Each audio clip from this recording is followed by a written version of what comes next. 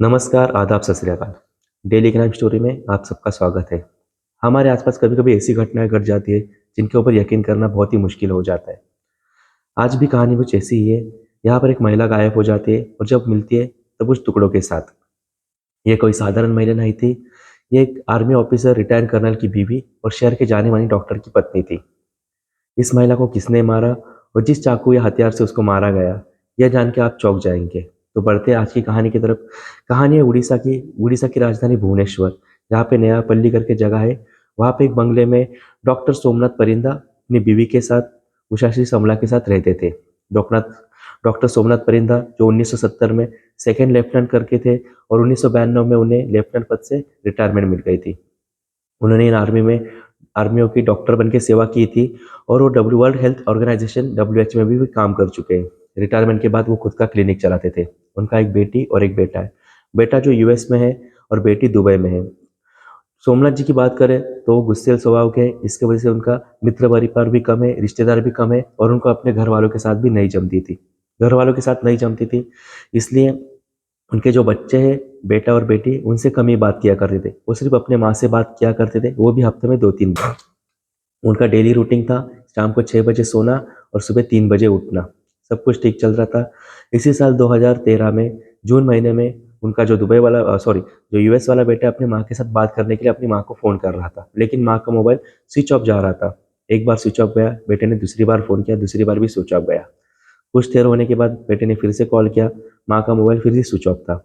एक दिन ऐसे ही बीत गया। दूसरे दिन बेटे ने फिर से माँ को कॉल किया, लेकिन माँ का मोबाइल स्विच ऑफ था। बार-बार मोबाइल स्विच ऑफ होने की वजह से बेटे ने अपने पिता को कॉल करके माँ के बारे में जानकारी हासिल करने की कोशिश की, लेकिन पिता ने कहा कि तुम्हारी बहन है वहाँ दुबई में चली गई है। ये सुनने के बाद बेटा तुरंत अपनी बहन को कॉल करता है और माँ के बारे में पूछता है। बहन को कॉल करने के बाद उसको पता चलता है कि वहाँ पे माँ आई ही नहीं और बहन कहती है कि बहुत दिनों के साथ उसकी भी माँ से कोई बात नहीं हुई है। यह सुन के बेटा और भी परेशान हो जाता है और वो फिर से अपने पिता को कॉल करता है और पूछता है कि आप झूठ बोल रहे हो, आप बताइए कि माँ कहाँ पे है। तब उस जो सोमनाथ है कहते हैं कि तुम्हारी माँ दुबई गई है, तुम मेरे साथ बहस मत करो, और बेटे को एक खरी खोटी सुना के फोन काट कर देते। फ़ोन काटने के बाद फिर से वो बेटा अपने पिता को कॉल करने की कोशिश करता है, लेकिन पिता इस बार फ़ोन नहीं उठाते। बेटा बार-बार कॉल करता है, लेकिन पिता फ़ोन नहीं उठाते। बेटा और परेशान हो जाता है, वो तुरंत अपने जहाँ पे मामा रहते हैं, वहाँ पे कॉल करता है। मामा मतलब उषाश्री जी का भाई रंजन समल। मामा को पूरी हकीकत बता देता है और कहता है कि जल्दी से जाइए और मेरी माँ को अब दे देखिए या ढूँढिए। रंजन तुरंत अपनी छोटी बहन के साथ निकलते और बंगले के पास पहुंच जाते। देखते हैं कि बंगला अंदर से बंद है। वो बाहर से बंगला टुकटुकना चालू कर देते, पीटना चालू करते, लेकिन बहुत देर टकराने के बाद कि अंदर से कोई आवाज़ नहीं आती है।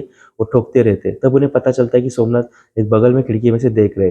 जैसे वो देखते, वहाँ पूछते हैं कि मुझे अंदर आना है, उषाश्री से मिलना है। सोमनाथ जी कहते हैं उषाश्री दुबई चली गई। वो कहते हैं कि मुझे सब हकीकत पता है, आप दरवाज़ा खोलिए, मुझे अंदर आना है। ऐसे सुनते-सुनते जी और गुस्से में आ जाते हैं और उसको ही चिल्लाना चालू कर देते हैं और खिड़की बंद कर देते हैं। जो उसका भाई है रंजन फिर से दरवाज़ा ठुकठुकाना चालू कर देता है, लेकिन इस बार दरवाज़ा नहीं खोला जाता है, खिड़की भी नहीं खोली जाती। वो नज़दीकी खिड़की के पास जाता है और देखने की कोशिश करता है कि अंदर कुछ दिख रहा है कि नहीं दिख रहा है। तब उसको एक अजीब-सी बदबू आ जाती है। उसको शक हो जाता है। वो तुरंत नयापल्ली करके पुलिस स्टेशन में पहुँच जाता है और पुलिस को सारी हकीकत बता देता है। पुलिस पूरी कहानी सुन के रंजन के साथ बंगले के पास पहुँच जाती है और वह दरवाज़ा खोलने की कोशिश करते हैं, लेकिन अंदर से दरवाज़ा कोई नहीं खुलता। ये देखते ही पुलिस उस दरवाज़े को तोड़ देती है। जैसे ही दरवाज़ा टूट जाता है, सोमनाथ एक कोने में खड़ा हुआ मिलता है। अब भी वो दुर्गंध बंगले से आ रही थी। पुलिस सोमनाथ को पूछती है कि उषाश्री कहाँ पे है? सोमनाथ कोई जवाब नहीं देता। पुलिस दुर्गंध कहाँ से आ रही है चेक करने के लिए पूरे बंगले में ढूँढना चालू कर दिया। तब उन्हें 2 मिलिट्री के ब्लैक कलर के बॉक्स मिलते हैं। पहले तो पुलिस को लगता है कि ये मिलिट्री के बॉक्स है, इनके अंदर सोमनाथ जी की पुरानी यादें छुपाई रहेगी या पुरानी यादें रहेगी। पुलिस पहले बॉक्स को खोलती है, तब उन्हें कुछ टिफ़िन बॉक्स मिलते हैं। पुलिस दूसरा बॉक्स खोलती है, उनको फिर से टिफ़िन बॉक्स मिलते हैं। कम से कम 22 टिफ़िन बॉक्स मिल जाते हैं। पुलिस सोमनाथ को पूछती है कि किस तरह के टिफ़िन बॉक्स है और इतने टिफ़िन बॉक्स यहाँ क्या कर रहे हैं? ये सब सुनते सोमनाथ कोई आंसर नहीं देता है, कोई जवाब नहीं देता है। पुलिस एक टिफ़िन बॉक्स खोलती है, उनको अंदर कटे हुए मांस मिलते हैं। ऐसे करते-करते पुलिस सारे टिफ़िन बॉक्स खोलते हैं, अंदर सारे कटे हुए मांस मिलते हैं। पुलिस को ये समझने में देर नहीं लगती कि जो भी मांस मिल रहे हैं, वो किसी इंसान के हैं। पुलिस जो मांस है, वो जाँच-पड़ताल के लिए भेज देती है और सोमनाथ से पूछती है कि उषाश्री कहाँ है? पुलिस के ये सवाल देख के सोमनाथ जी कहते हैं कि मेरी जो बीवी है, उसको साईं बाबा की बहुत बड़ी भक्त है और वो कहती थी कि मेरा अंतिम संस्कार साईं बाबा की शिरडी है वहाँ पे करवा दीजिए। और एक दिन अचानक वो अपना खुद का सर पटकने चालू कर देती है और इतना सर पटकती है कि वो मर जाती है।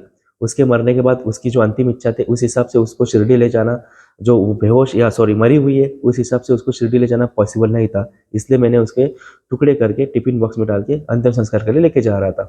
पुलिस ये कहानी सुनती है तो पुलिस चौंक जाती है और लेकिन पुलिस को कोई सोमनाथ के ऊपर भरोसा नहीं होता। जो सोमनाथ ने दावा किया था वो कुछ अजीब ही था। सारे टुकड़े मिल गए लेकिन पूरे जो शरीर का सर था वो अभी भी गायब था। पुलिस पूछती है कि सर कहाँ पे? सोमनाथ कुछ नहीं पता। पुलिस पूरा घर फिर से छानना चालू कर देते हैं। तब उन्हें बड़े से टेबल पे एक बॉक्स में उनका सर मिलता है जो कि अच्छे से सजाया हुआ रहता है। सर जो उषा जी का सर थे उनके अब बाल झड़ने चालू हो चुके थे या सुर्खियाँ चेहरे पे सुर्खियाँ आना चालू हो गई थी। पुलिस पूछती है कि ये तुमने उसके साथ क्या किया? तो सोमनाथ कहता है कि मेरा और उषा जी का मेरी पत्नी का हमेशा झगड़ा चालू करता है। इसी झगड़े में एक दिन 3 जून की रात हमारे बीच में झगड़ा हो गया। इस बीच उसने एक स्टील के रॉड से उसके सर पे वार कर दिया। वार इतना गहरा था कि एक ही रॉड में उषा जी बेहोश हो गई। देखते ही सोमनाथ का गुस्सा इतना था कि बेहोश होने के बाद भी उसका शांत नहीं हुआ। उसने उसको तब तक मारा जब तक वो बुरी तरह से मर नहीं जाती। अब उसके सामने सवाल था कि जो लाश है उसको ठिकाने कैसे लगाया जाए। दूसरे दिन उसकी काम वाली मेड आती है लेकिन सोमनाथ उसको बोलता है कि आज से तुम काम पे मत आओ, उसको वहीं से भगा देता है। दूसरे दिन वो शहर जाता है दुकान जाता है और वहां से कुछ टिफिन बॉक्स लाता है। सोमनाथ पेशे से डॉक्टर था इसलिए उसको अच्छे से पता था कि शरीर को कैसे काटा जाता है। इसके लिए उसने कोई बड़े हथियार का या चाकू का इस्तेमाल नहीं किया था। शरीर को काटने के लिए सिर्फ उसने सीजर और जो चाकू रहता है उसका इस्तेमाल किया था। अब यह मोटिव तो क्लियर था कि और वो तब तक उसके टुकड़े करता रहता था कि जब तक वो पूरे सारे बॉक्स में टिफिन बॉक्स में ना भरता था। हर रोज टिफिन बॉक्स लाता था, टुकड़े करता था, उसमें भरते वो बॉक्स में डाल देता था। अब ये तो पुलिस को बात समझ में आ रही थी कि सोमनाथ जी ने उषा जी को कैसे मारा था। लेकिन सवाल ये था क्यों मारा था। पुलिस सोमनाथ को पूछते कि आखिर तुमने उसको क्यों मारा। तब सोमनाथ कहता है कि उषा और मेरा एक बात के ऊपर हमेशा झगड़ा था। जो मेरे उषा को शक था कि जो मेरे क्लिनिक में काम करने वाली लड़की है उसके साथ मेरा अफेयर था। 3 जून 2013 को भी सही इसी बात के ऊपर हमारा झगड़ा हो गया। लेकिन इस बार मैं इतना गुस्से में था कि मैंने वही बगल में पड़ा स्टील रॉड उठा के उसके सर में मार दिया। सोमनाथ कहता है कि जो बदबू ना आए, शरीर से बदबू ना आए इसलिए वो फेमिकॉल सॉरी फिनेल लाता था और कुछ खुशबू वाले केमिकल्स भी लाता था जहाँ से बदबूएं दूर ना हुई। ये सब बातें पता चलने के बाद जो उसकी बेटा और बेटी है वो भी यूएस से और दुबई से आ जाते हैं। सोमनाथ को 23 जून को गिरफ्तार किया जाता है। उसका बेटा और बेटी उसके खिलाफ गवाही दे देते।